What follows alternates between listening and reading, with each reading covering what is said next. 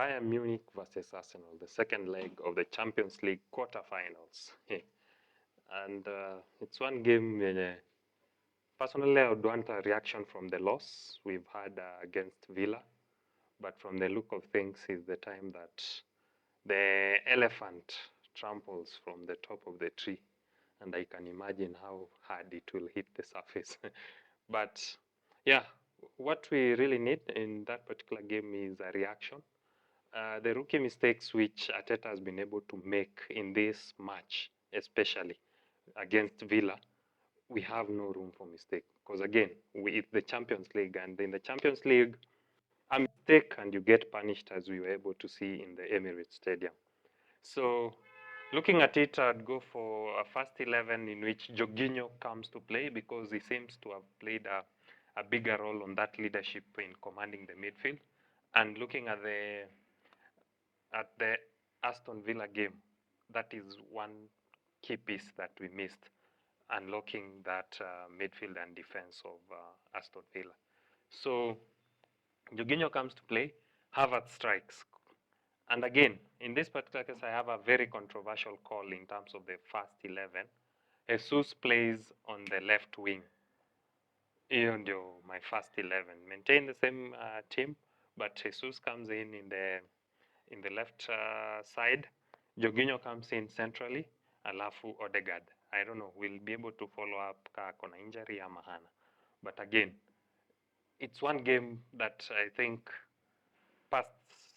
past the quarterfinals, I would call it a successful season, hata kaa tutaenda without a trophy.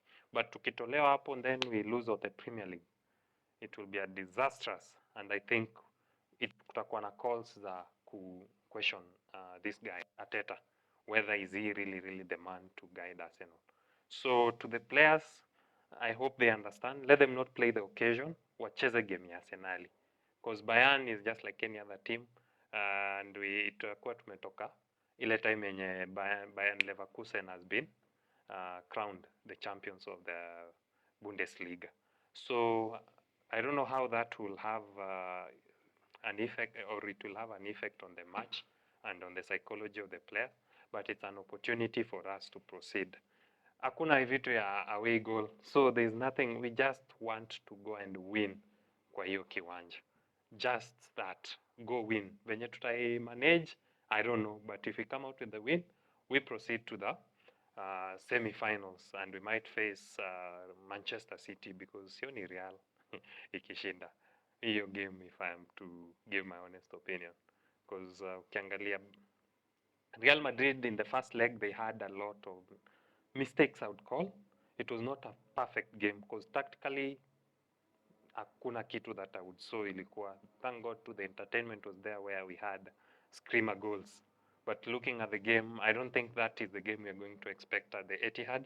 It's going to be a more calm game, trying to read the opponent Kenya anafanya. So along that line, I would predict, though siko sure after this loss. So I would predict Bayern Munich versus Manchester City, and Manchester City would go to the final. On the other side, tuko na Atletico Madrid na Dortmund. And Atletico, they have an advantage of 1 goal. So I would think they would proceed with that. Juu ka kuna master wa kupack bus, pack pass, ka venye jamaa amesema, wakipack pass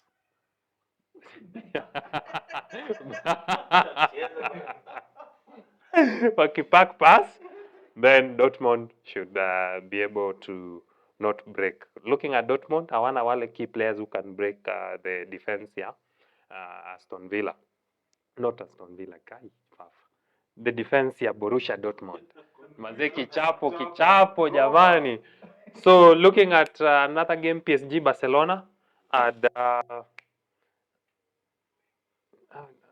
it's a really tough game.